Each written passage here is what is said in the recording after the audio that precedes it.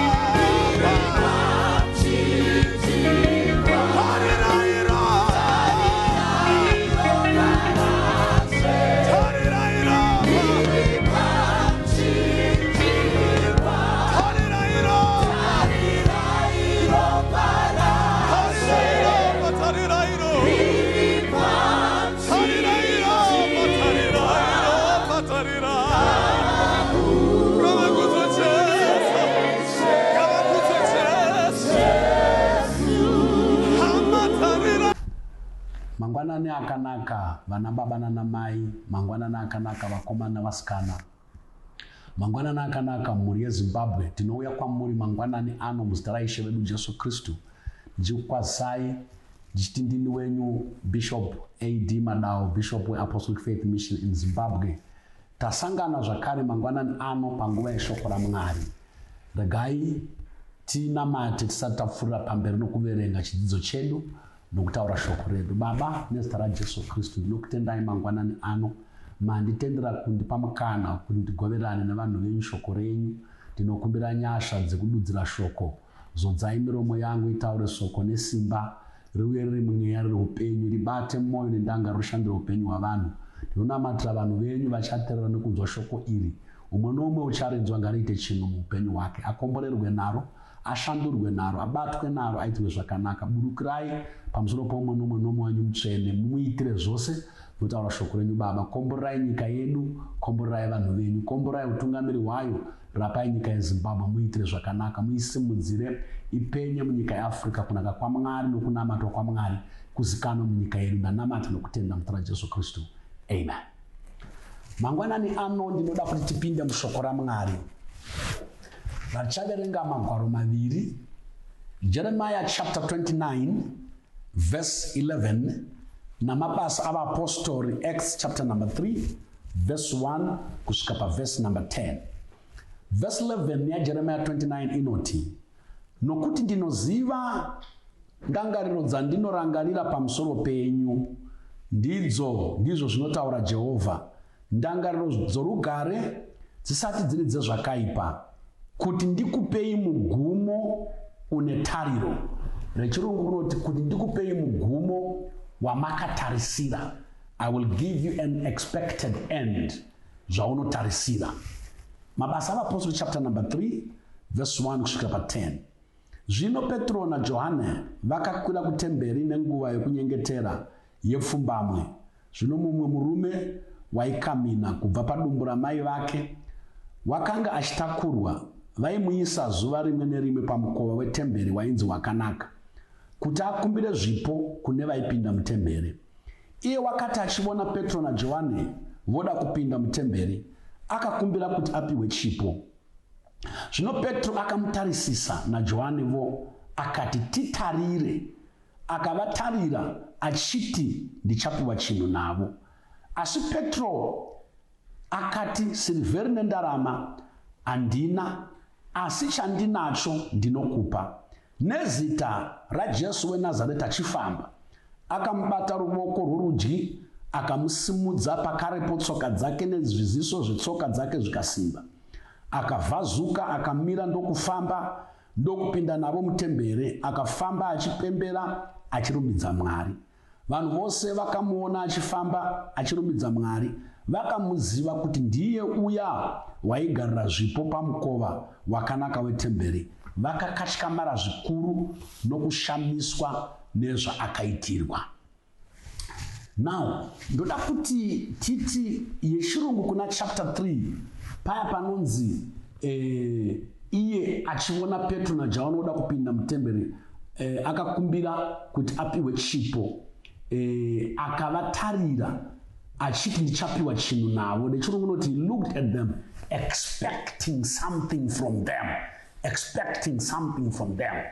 Musoro wenyaya yangu mangwanani ano unoti tarisiro inobereka chinooneka. Tarisiro inobereka chinooneka. Tarisiro inobereka chinobatika. Nechirungu, expectation is the mother of manifestation. Ndinoziva kuti muupenyu munhu umwe umwe une chinhu chaanotarisira. Zvichida uri panguva yekurwadziwa, uri kutarisira kuporeswa. Uri munhu ane dhiri rebusiness ravakaita, uri kutarisira kuti business deal iroro ribudirire. Uri mwana wechikoro wakanyorera maexamination, kana kuti uri kuverengera maexamination, uri kuverengera imwe course, uri kubasa kwako ine chekuita nekusimudzirwa kwako, uri kutarisira kubudirira pabvunzo idzodzo nepakosi iyoyo. zvichida uri jaya kana mhandara, uri kutarisira kuroora kana kuroorwa, uri kutarisira muchato, uri kutarisira kuti upenyu hwako huendeke. Kune umwe izvozvi ndichitaura kudai, kubasa kwaanoshanda, uri kutarisira promotion, uri kutarisira kusimudzirwa, umwe uri kutarisira kuti zvinhu muupenyu hwake zviendeke, zvifambe. Hakuna munhu mupenyu akakwana anorarama asina tarisiro, anorarama asina expectation. Zvino musoro wenyaya yangu pana panhasi uri kuti tarisiro inobereka chinooneka, tarisiro inobereka chinobatika. Pataverenga pana Jeremiah chapter number 29 verse 11 inoti, ndine ndangariro dzandinorangarira pamusoro penyu, ndizvo zvinotaura Jehovha, dzisiri ndangariro dzakaipa asi ndangariro dzakanaka, kuti ndikupei mugumo une tariro. Mwari waitaura kuvana vaIsraeri vari muBhabhironi, vari muunhapwa, vari under captivity. Vaitarisira kuti rimwe zuva Mwari uchatiburitsa muunhapwa. Mwari waitaura navaprofita ana Jeremiah, waitaura navaprofita ana Ezekieri kuti pane nguva ichauya yamuchabuda muutapwa hwenyu. Vakaramba vakatarisira, ndo pavanotumwa neshoko iri, muprofita pavanotumwa neshoko iri, kuti zvanzi naJehovha, ndine ndangariro dzakanaka pamusoro penyu, muri vana vangu, muri vanhu vangu. Handisi kurangarira kukuparadzai, handisi kufunga kukoromorai, asi kuti ndikupei mugumo une tariro. Rechirungu noti to give you that expected end, my expected results. Zvamunotarisira izvozvo ndo zvandichakupai. Vana baba nana mai, kune zvinhu zvakanaka Mwari zvaakakurongera. Pakutarisira kwako zvinhu izvozvo zvinofanira kuonekwa nekubatika. Une minamato yavakanamata, uchinamata kuna Mwari, uchinamatira upenyu hwako, uchinamatira mhuri yako, uchinamatira basa rako, tinonamatira makereke edu, tinonamatira nharaunda dzedu, tinonamatira nyaya dzedu, tinonyengeterera nyika yedu yeZimbabwe, tichitarisira kuona Mwari achitipindura, tichitarisira kuona shanduko. Regai ndikutaurire nhasi, tarisiro iyoyo ichabereka chinoonekwa, tarisiro yako ichabereka chinobatika. Wakatsanya ukakwira makomo, uchinamata, uchienda kuchechi, uchiita all night prayer, uchitsvaka nyasha dzaMwari, uchitarisira kuona ruoko rwaMwari. Ramba wakatarisira, nekuti tarisiro iyoyo ichabereka chinobatika, ichabereka chinoonekwa. Tazoverenga kumabasa avapostori chapter number 3 from verse 1 kusvika paverse 10. Peter naJohani vaienda kutemberi panguva yokunamata, yaive 3 p.m., 3 masikati. Zvino Bhaibheri rinotiro mumwe murume waitakurwa nokuti wakanga akaremara kubvira pakuberekwa kwake, achinogadzwa pasuo retemberi rainzi suo rakanaka, achipemha kune vaipinda mutemberi. Now, rega ndikutaurire pana pachikutanga, zita romurume uyu harina kutaurwa, kunongonzi mumwe murume. Zita rake harina kunyorwa, zita rake harizikanwi. Ndinoziva kuti pandiri kutaura kudai, kune nzvimbo panodaidzwa mamwe mazita asi rako haridaidzwi. Kune nzvimbo kunozikanwa mamwe mazita asi rako zita harizikani. Panodaidzwa mazita ava nemari, rako haridanwi ikoko nekuti harizikani. Panodanwa mazita evaya vakabudirira, rako zita haridaidzwe ipapo nokuti harizikani. Pane mazita evanoguta, kana odaidzwa mazita avo, rako harifichi ipapo nekuti hausati wasvika pane vaya vane mazita evanoguta. Pane vamwe vanozikanwa asi iwe hausati wazikanwa. Vanhu vanotadza kuziva zita rako, asi rega ndikutaurire, Mwari wokudenga unoziva zita rako. Vanhu vanodana vanogona kutadza kudana zita rako, asi Mwari uchadana zita rako. Kana odana zita rako, upenyu hwako hauzorambi wakadaro. Zita rako rinomirira iwe mbune, zita rako rinomirira background yako, kwawakabva newakaberekwa. Zita rako rinomirira nyaya dzako, zita rako rinomirira hunhu hwako, character yako. Zita rako rinomirira nyaya nyaya dzawakasangana nadzo, kurwadziwa kwako nokufara kwako, rikangotaura zita rako chete, pane nyaya inotaurwa inoenderana nezvakaitika muupenyu hwako. Asi rega ndikuudze mangwanani anhasi, Mwari unoziva zvose pamusoro poupenyu hwako. Mwari unoziva zvakakuwira, Mwari unoziva zvakaitika kwauri, ende unokudana nezita rako. Chechipiri, murume uyu ane zita risina kudanwa panapa, unonzi wakanga akaremara kubva pakuberekwa, achitakurwa achiiswa pagedhe retemberi rainzi gedhe rakanaka, kuti anopema achikumbira. Akanga asingagone kuzvifambira netsoka dzake, akanga asingagone kuzvimirira nemakumbo ake. Kune nzvimbo dzaakanga asingagone kupinda nekuda kwekondishini yake. Murume uyu kune zvinhu zvaakanga asingagone kuita nekuda kwekondishini yake. Akanga ane madisadvantage akawanda muupenyu hwake, akanga ane panoperevedza pakawanda muupenyu hwake, aive nemalimitations mazhinji. Kune zvaaivavarira asi asingagone kuzviita nekuti simba haana, capacity haana. Ane malimitations nemadisadvantage akawanda.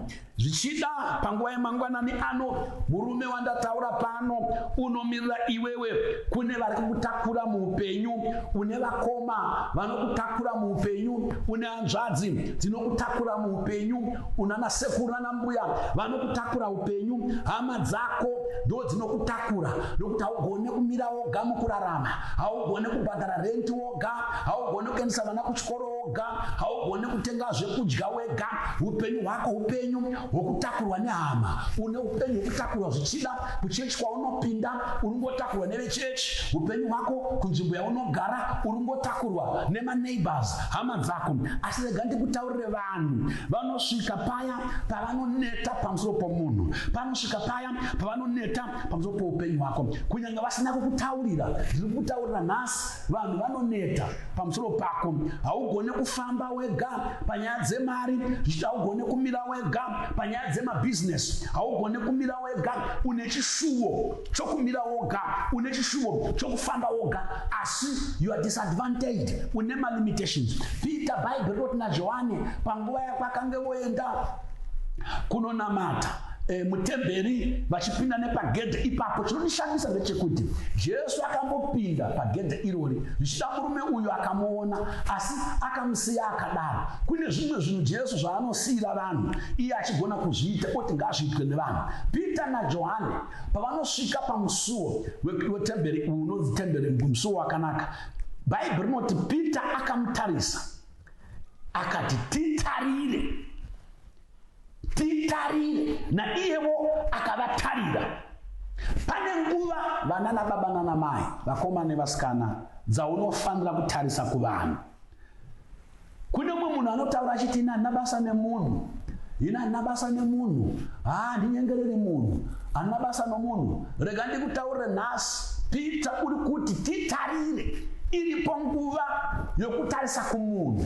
Zvichida breakthrough yako, bvororo rako rine chekuita nomunhu, kuropafadzwa kwako kuri pamunhu. Iye uya munhu waunoti iwe hauna basa naye, iye uya munhu waunoti iwe haunyengereri, kuropafadzo yako iri paari. Breakthrough yako, bvororo rako riri pamunhu iyeye, zambuko rako riri pamunhu. Neighbor wako wausingade kumhoresa uya, zvichida ndiye unogona kukutakura achikusvitsa kulevel inotevera upenyu hwako. Zambuko rako riri pamunhu uya wausingade kumhoresa. Zvichida hama yako iya yamakaburana, yausingade kuyanana nayo, zambuko rako riri pamunhu. Kukunda kwako, kundiso yako inogona kuwanikwa pamunhu. Rega kudadira munhu, kubatsirwa kwako kunogona kubva pamunhu. Bhaibheri rinoti Peter wakati titarire, na iye haana kuomesa musoro, haana kuzvikudza, haana kusimudzira kana kudada, wakavatarira.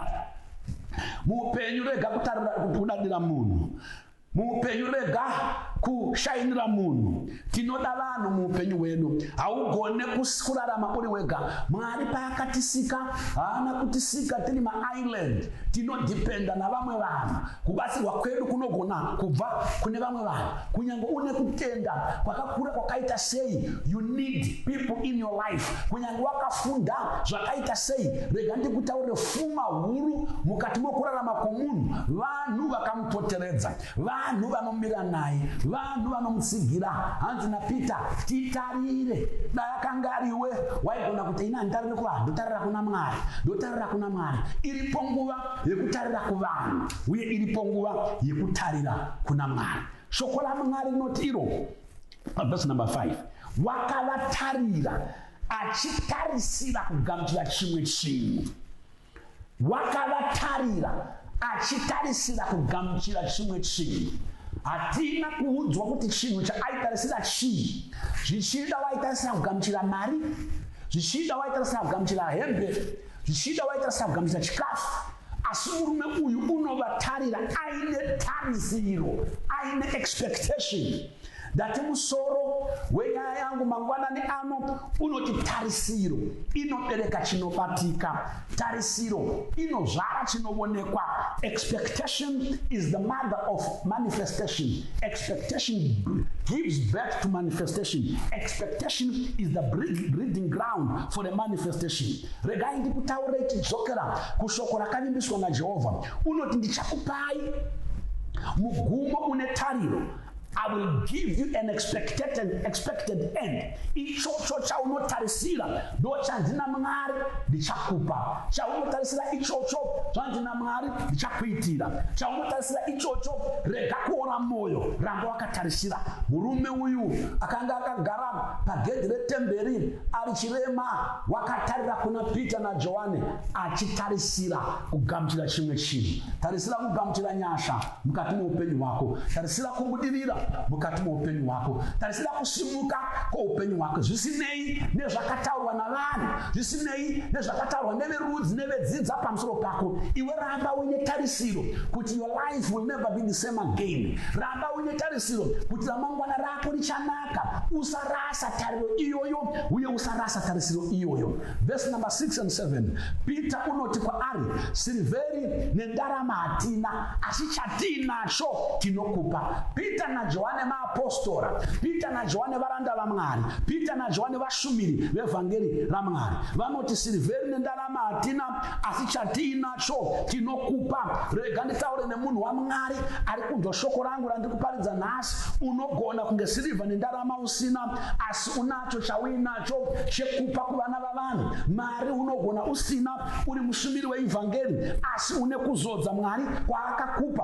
Unogona kushandira upenyu hwomwe munhu. Unogona kunge mari usina, asi Mwari unaye anogona kubatsira nekugonesa kubatsira vamwe vanhu. Unogona kunge mari usina, asi blessing unayo. Blessing iyoyo, ropafadzo iyoyo ichakuberekera mari, ichakuberekera chausina. Une nyasha dzauinadzo mukati meupenyu hwako. Silivheri nendarama Peter unoti hatina, asi nyasha tinadzo, zodzo tinayo, chatinacho tinokupa. Rega ndikuudzei chechi yaJesu Kristu munyika yeZimbabwe, chechi yaJesu muAfrica, chechi yaJesu all over the world. Tinacho chekupa nyika. Rega kuora moyo, rega kutarisira pasi. Yes, tinacho chisina mapoliticians, tinacho chisina mascientists, tinacho chisina maeconomists, tinacho chisina vafumi venyika ino. Silivheri nendarama tinogona kunge tisina, asi Mwari tinayo. Tine simba raMwari kurutivi rwedu, tine shoko raMwari murutivi rwedu, tine mweya waMwari pamusoro pedu. Tinacho chekupa vana vavanhu chinova solution kumatambudziko avo. Tinacho chekupa vana vavanhu chinova mhinduro kuvana vavanhu. Zvanzi silivheri nendarama handina, asi chandinacho ndinokupa. Hama yangu, mukomana musikana, baba naamai, munacho chokupa nyika kuti ive nani. Munacho chokupa umwe munhu kuti upenyu hwake huve nani. Zvinganzi naPeter, nezita raJesu Kristu weNazareta, simuka ufambe. Mangwanani ano ndinouya kwauri nezita raJesu Kristu weNazareta. Handiuyi nezita rangu, handiuyi nezita rekereke yangu, handiuyi neubhishopi hwangu. Ndinouya nezita riri pamusoro pamazita ose, zita ramambo wamadzimambo, iye wakafa achifira zvinhu zvedu, nezuva retatu akamuka kuvakafa, mupenyu unorarama. Ndiri kuti simuka ufambe, simuka ubve muurombo, umire woga, ufambe woga, simuka ubude mukutya nekuti chaunotya ichocho chichakuwira. Simuka ubude muconfusion, uve munhu ane direction. Simuka kubva pakusatenga nepakukadzika. Simuka ubve parima upinde muchiedza. Simuka ubve mukushayiwa upinde mukuwana. Simuka ubude murima upinde muchiedza. Bhaibheri shoko raMwari rinoti Pita wakamubata noruoko akamusimudza. Ndinokusimudza mangwanani ano nezita raJesu. Mwari ngaakusimudze mangwanani ano nezita raJesu. Mwari ngaakubate noruoko rwako akusimudze. Bhaibheri rinotiro paakabatwa naPita akasimuka akagamuchira simba akabva aporeswa akavhazuka akatanga kufamba. Hama dzangu, patakanzi hatifambi naJesu tinofamba. Pawakanzi uite naJesu unoita. Pawakanzi upinde naJesu unopapinda chete. For the first time muupenyu hwake wakapinda mutemberi naye achizvifambira oga, akazvimirira oga, achivhazuka achirumbidza Mwari. Verse 9 na 10 inoti vanhu vose vaimuziva vakamuona achivhazuka achirumbidza Mwari. Vakamuziva kuti ndiye uya waigara patemberi, pagedhi retemberi rakanaka achikumbira. Vakazara nekushamisika, vakakatyamara kuti chii chaitika kwaari. Rega ndikutaurire mangwanani ano, apo chiya chaunotarisira chave kuonekwa. Vanokuziva vachashamisika, vachakatyamara vachiti chii chaitika kwauri. Vaya vakakushora vachashamisika, vachishamisika kuti chii chaitika kwauri. Chiya chaunotarisira kana chobatika, chiya chaunotarisira kana choonekwa, vanokuziva vachashamisika, vachiti ko chii chaitika kwauri. Batirira patarisiro yako. Chaunotarisira ichocho chichaonekwa, chaunotarisira ichocho chichabatika. Hama dzako dzichashamisika, vaunogara navo vachashamisika, maneighbors ako achashamisika, vachiti uyu waitambudzika, chii chaitika kwaari, nekuti haachatambudziki. Uyu aipema, chii chakaitika kwaari, haachapemi. Uya waitakurwa, chii chakuitika kwaari, ava kufamba oga. Uya akanga asina chinhu muupenyu, upenyu hwake hwashanduka. Rega Mwari avashamise. Kune mutauro unotaura unonzi kana zvikasashamisa hazi Mwari. Ngazvishamise muupenyu hwako. Shanduko yaitika, unhu hwashanduka, muraramiro wako washanduka. Vachakuona vachishamisika, vachiona ruoko rwaMwari wabata muupenyu hwako. Vachashamisa vachiona zvaunenge waitirwa naMwari. Tarisiro yako yava kuonekwa, tarisiro yako yava kubatika. When your expectation is manifested, vachashamisika. Vahebrew chapter 11 verse 1 inoti kutenda chisimbiso chezvinhu zvatakatarisira. Zvinhu zvatiri kutarisira chisimbisiso chezvinhu zvatakatarisira. Saka kutenda nekutarisira zvinoenderana. Faith and expectation are one. Faith is expectation. Saka chaunotarisira ichocho ndo chaunotenda. Bhaibheri rinoti pasina kutenda hazvigone kufadza Mwari. Pasina kutenda haugoni kugamuchira chinhu kuna Mwari. Ramba uchitenda hama yangu. Kunyange upenyu ukaita sehausi kushanduka, zvikaita sezvinhu hazvisi kufamba, zvichashanduka chete, zvichafamba chete. Chiedza chichauya, Mwari uchakuvhenekera, zvichanakirana newe, upenyu hwako huchanaka. It shall be well with you. It shall be well with Zimbabwe. It shall be well with our nation. Rega ndikutaurire nhasi, ngatirambei takatarisira vana veZimbabwe, ngatirambe takatarisira vana vaMwari kuti rimwe zuva Mwari uchatipukuta misodzi, rimwe zuva Mwari uchatibvisa muguruva achitigadza muzvigaro zvamadzishe. Ramba wakatarisira. Tarisiro yako iyoyo ichapereka munana. Tarisiro yako iyoyo ichapereka ruponeso. Tarisiro yako iyoyo ichapereka chakanaka. Keep on expecting. Unoziva mukutaura kwavarungu kana mudzimai azvitakura vanoti she is expecting. Saka expectation inoreva pregnant. Expectation yako imimba. Wakabereka, wakatakura mimba yomufaro, wakatakura mimba yorugare, wakatakura mimba yesimba, wakatakura mimba yepromotion, wakatakura mimba yezvakanaka. Usatendera mimba yako kuti ite aborted. Ramba wakamira neexpectation iyoyo. Expectation is the mother of manifestation.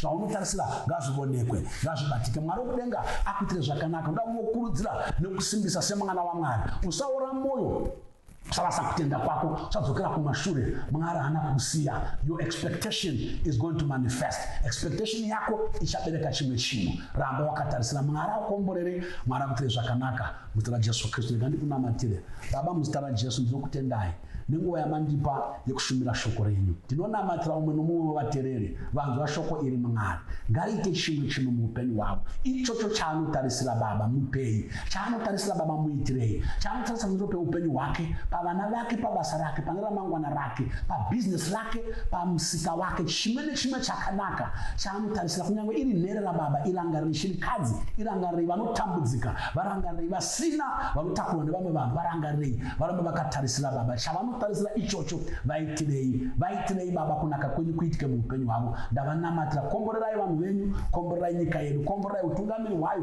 komborerai mhuri yeZimbabwe, komborerai kereke yenyu nevanokunamatai nevanokutendai. Mutara Jesu Mwari wedu. Amen. Tarirairo.